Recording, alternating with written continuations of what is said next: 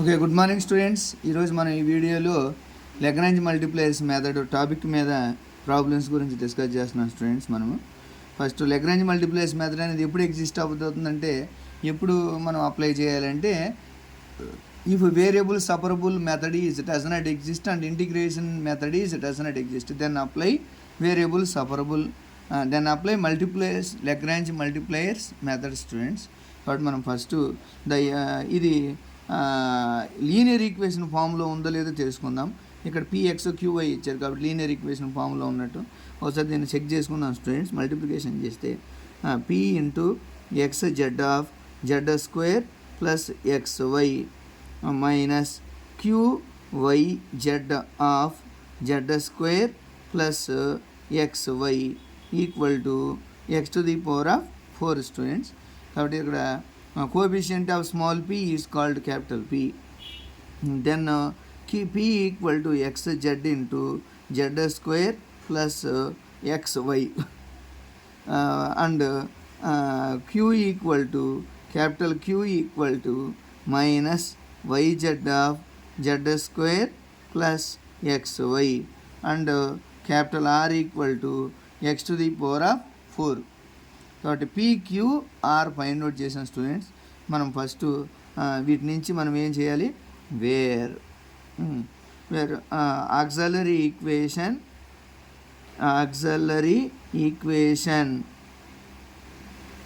Are subsidiary equation find out చేస్తాం students. Auxiliary equation or subsidiary equation dx by capital P, dy by capital Q and dz by capital R is called auxiliary equation or subsidiary equation అంటాం. కాబట్టి dx by capital P అంటే xz into z square plus xy equal to dy by capital Q అంటే minus yz into z square plus xy and dz by capital R అంటే x to the power of 4. ఇప్పుడు మీరు ఒకసారి కానీ observe చేస్తే students, ఇక్కడ మనకి ఈజీగా వచ్చే అవకాశం ఆన్సర్ ఉంది. ఏంటంటే ఇది ఈ రెండు ఈక్వల్ చేద్దాం, 1 2 3 చేద్దాం. నవ్ ఈక్వేట్ 1 ఈక్వల్ టు 2 ఇలా గ్రూపింగ్ చేయడం వల్ల మనకి ఆన్సర్ ఈజీగా వచ్చే అవకాశం ఉంటుంది స్టూడెంట్స్. కాబట్టి xz into z square plus xy equal to dy by minus yz into z square plus xy. Okay students, Z square cancel అయిపోద్ది కాబట్టి dx by X equal to dy by minus y. Okay students, ఇప్పుడు variable separable exist అయింది and integration కూడా exist అయింది.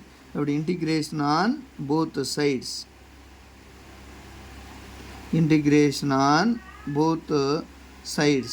then integration of 1 by x dx plus integration of 1 by y dy equal to integration of 0 log x వస్తుంది కదా plus log y equal to log c1 వచ్చేసింది. కాబట్టి log a plus log b answer ఎంత, log of ab equal to log c1, log cancel.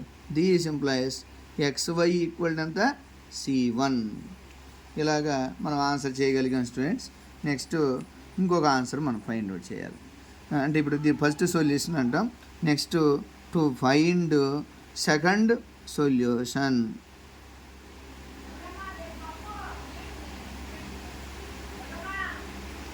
To find second solution మనం find out చేయాలి students.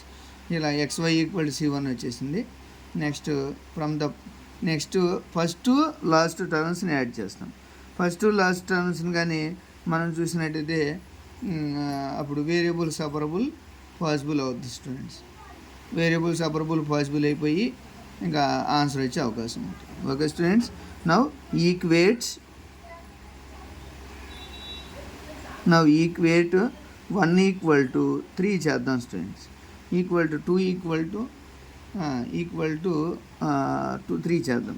అప్పుడు then dx by xz into z square plus xy equal to dz by x to the power of 4. కాబట్టి x cube 4 cancel చేసామనుకో x cube వస్తుంది. కాబట్టి this implies dx by z into z square plus xy equal to dz by x cube. ఇప్పుడు మనం variable separable చేయొచ్చు students. Variable separable చేసామనుకోండి x cube dx equal to z cube plus XY Z into dz. Okay students, this implies x cube dx plus equal to z cube dz plus XYZ dz. XYZ dz వస్తుంది students.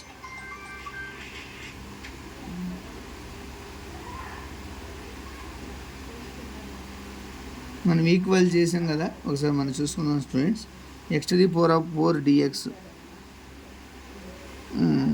Okay అలాగే వచ్చేసింది students. మనము అలాగైనా చేయొచ్చు, లేదా ఇప్పుడు suppose దీన్ని X cancel చేయకుండా చేద్దాం స్టూడెంట్స్. ఎక్స్ క్యాన్సిల్ చేయకుండా చేద్దాం, అప్పుడు వచ్చే అవకాశం ఏమైనా ఉందో చూద్దాం. X to the power of XZ అప్పుడు ఏమొస్తుంది, X to the power of 4 చేద్దాం students. X to the power of 4 కాబట్టి XZ cube X square YZ XZ cube X to the power of 4 DX. కాబట్టి ఇలా మార్చేద్దాం స్టూడెంట్స్. ఇక్కడ ఎంత వస్తుంది, X square YZ.